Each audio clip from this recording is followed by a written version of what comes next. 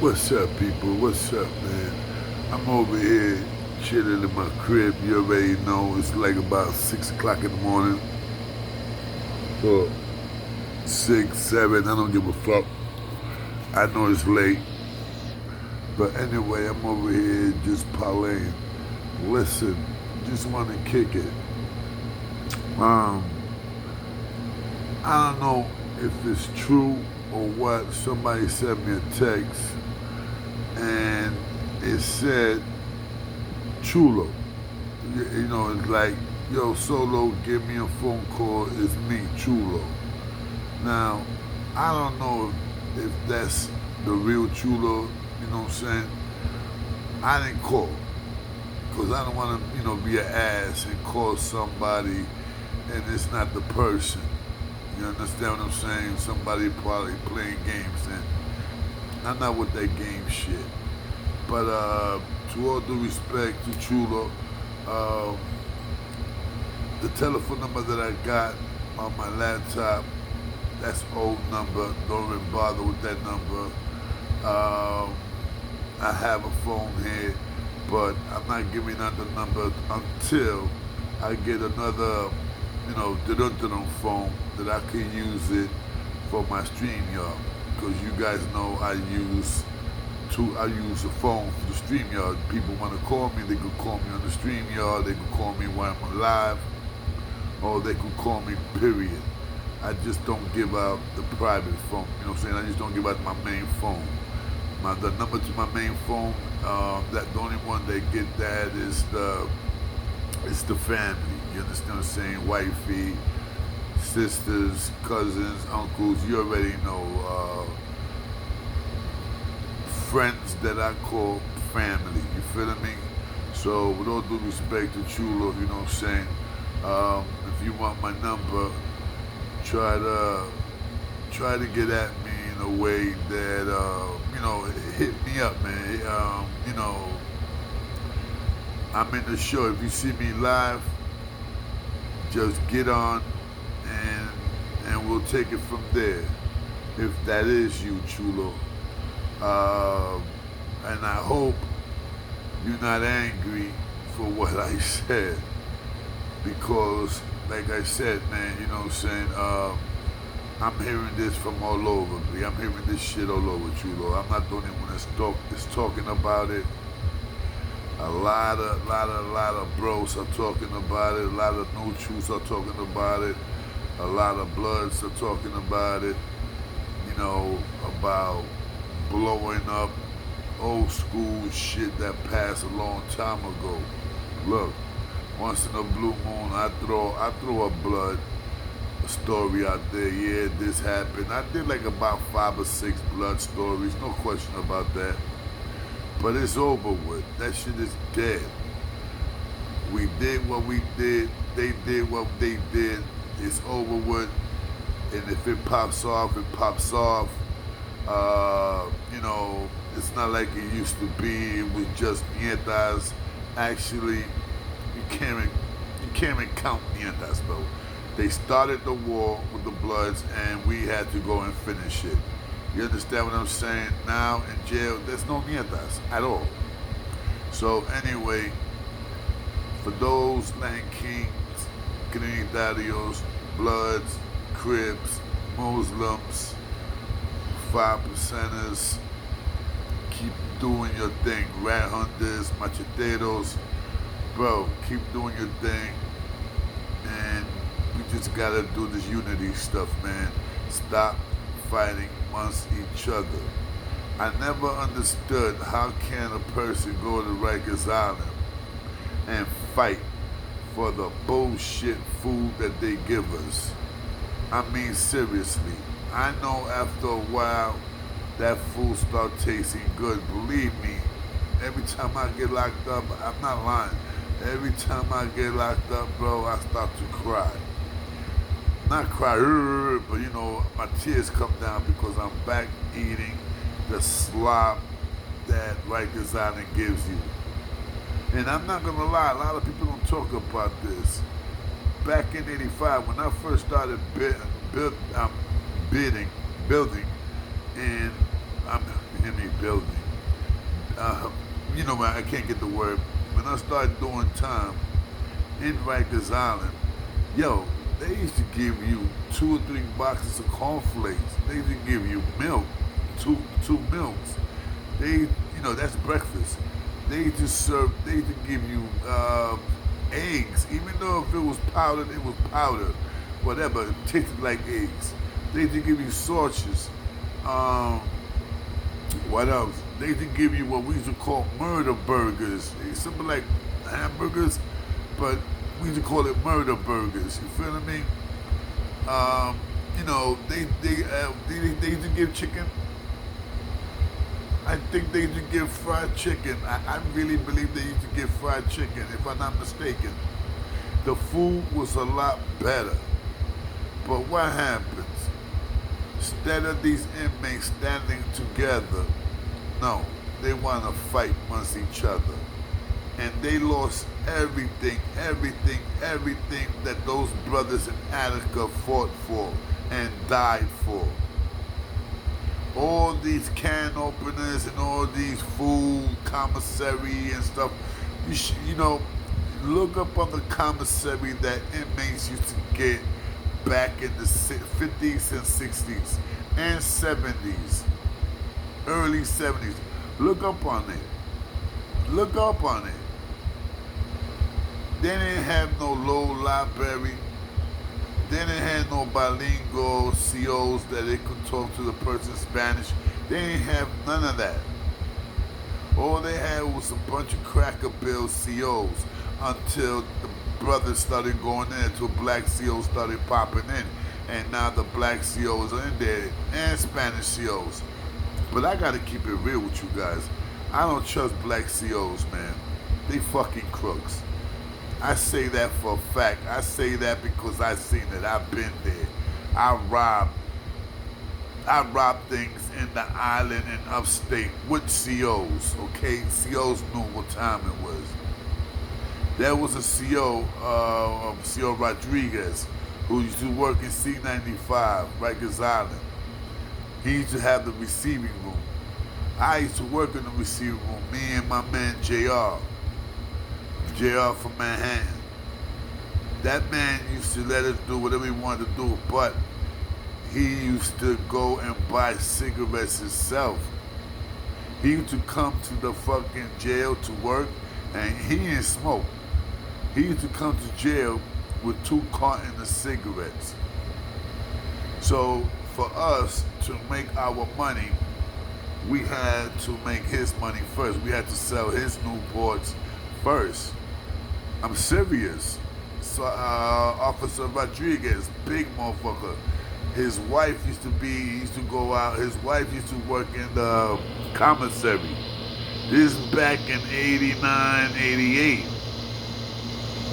You understand what I'm saying? The last little push-up bit I did in Rikers Island was in 88. I mean, 88 all the way to 89, and I went upstate in 89. Excuse me, not 89.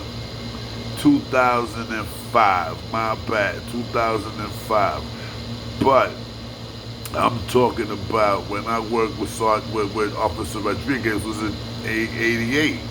I used to work in the receiving room. And if anybody knows the receiving room, that was the best job ever. The receiving room, storehouse, and mess hall. Mess hall was good because mess hall used to pay you $42 every 2 weeks. Oh yeah. And then suicide, suicide is that you go to different houses, those like MO, like the crazy house, but ain't nobody crazy. Or you used to go to the gay house. Back in that time, they used to put all the gays in one house. That was nasty. I couldn't work there. That shit smelled like ass. And that's where I saw my boy Chris at. I couldn't believe it, yo. I couldn't believe it. I go in there to pick up some trays, because when you feed them. You take the food to them, and you give it out to them behind the gate and blah blah blah. And when you leave. When all the trays are done, you leave. You come back after a certain while. You come back to pick up all the trays, and the car, is like a little big car that they give you, and you put everything inside. You put everything inside the car, and you take it to the jail. I mean, you take it to the housing unit, and then when it's done, you come back and you pick up the car with all the trays. So when I go in there to start feeding the inmates, because the SEALs got the gate there, I open the car and I just start pulling out trays. Bang here, bang here, bang here, bang, bang. And when I see this dude covering up his face like he didn't want to see me, I'm like, yo, son, I ain't gonna bite you. So one of his friends say, yo, Chris, what the fuck? Like, what's wrong with you? And what was wrong with Chris is that Chris didn't want me to see his face until I saw his face. I got mad at him, no question about it, because he used to be a Hughes boy. No question, he was a Hughes boy. And he was in a homo's house. After that, Chris never came back around to the block. I haven't seen Chris in years. So you already know he never came back to the block, because he knew it was gonna be blown up. Nigga, you was in the gay house. You understand what I'm saying? But yeah, people, I was just thinking about back in the days, Rikers Island, how it was big, but if I had the choice to do a 1.5 to 3, let's say 2 to 4, I would do it in Rikers Island with no problem. 2 to 4 in Rikers Island, and if they give us the trays, like cleaning up, like we got to go, like programming, like upstate. Upstate, you get 2 programs, and you get privilege. You go to the yard. They can, you go to the yard forever, man. And Fridays, Saturdays, you watch TV and whatever. A lot more privilege than Rikers Island, no question about that. But the point is that regardless how nice it is, how nice you can make it if you bust your gun, but doesn't mean shit. Home is home, and home is where you want to go. Believe me, bro. You can have everything in the island. I know people who family had money. I'm talking about money. I know dudes that got locked up who made money, that had their money stashed. I know dudes that got locked up that had a few thousands. I'm talking about 30, 40,000, and their girl took that, broke out with the next man. I know a dude, listen to this shit. I know this dude, I'm not gonna say his name, good friend of mine. Nigga became a millionaire. A millionaire. No lie, this is no bullshit. I swear to everything I love. He became a millionaire. And he got locked up. Check this out. His moms went to go bail him out with 2 shopping bags. Each shopping bag was $1 million. And $500, $1,000 bills and $500 bills. $1 million. No bullshit. Excuse me. It was 2 million. It was 2 million. That's right. It was 2 million. She had $1 million in one hand and $1 million in another hand. And of course, she went with a bodyguard. She went with Ray Ray. Ray Ray was still alive. I believe Ray Ray was still. Yeah, I don't remember Ray Ray was still alive, but I know she took a heavy hitter. At that time, I left Flex. I couldn't work with Flex no more because he was having beef with my brother-in-law, my ex-brother-in-law at that time, One-Eyed Tito from Mohegan. You understand what I'm saying? Flex is right there. Katona, Mohegan is right there. So,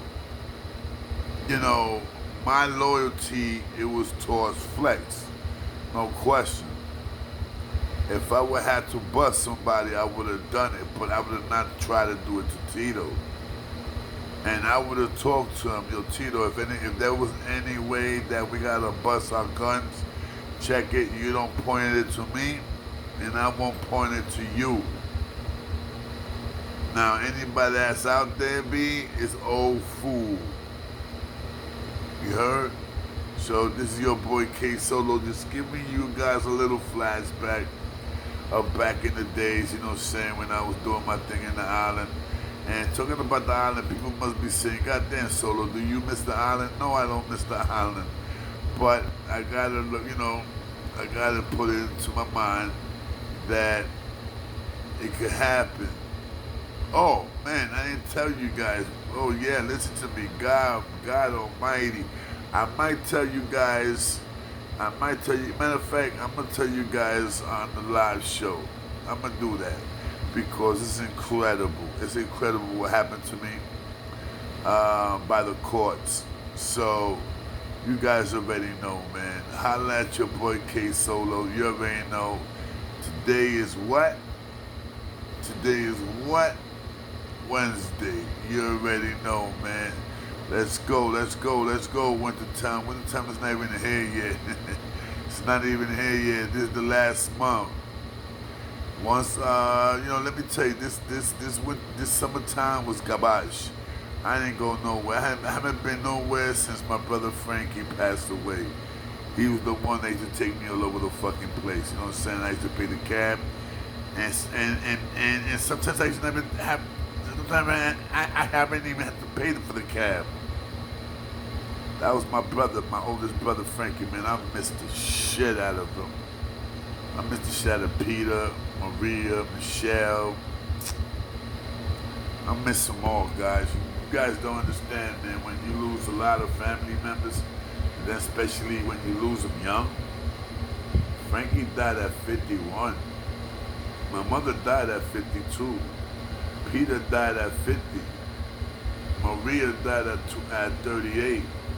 Michelle died at 28. Nancy died at 4. You understand what I'm saying, man? It's just crazy, man. It's just crazy from all the people that I lost. And just now, with all my heart and condolence, my nephew just got murdered. I have two nephews just got murdered, man. Unfortunately, I didn't get to meet that nephew. He's my niece's firstborn son. I never really got to meet that kid, but still hurts. It's a part of the family. We just fucking lost my other nephew, Mimi's son, who, look, I love all my nephews, man. I love them all.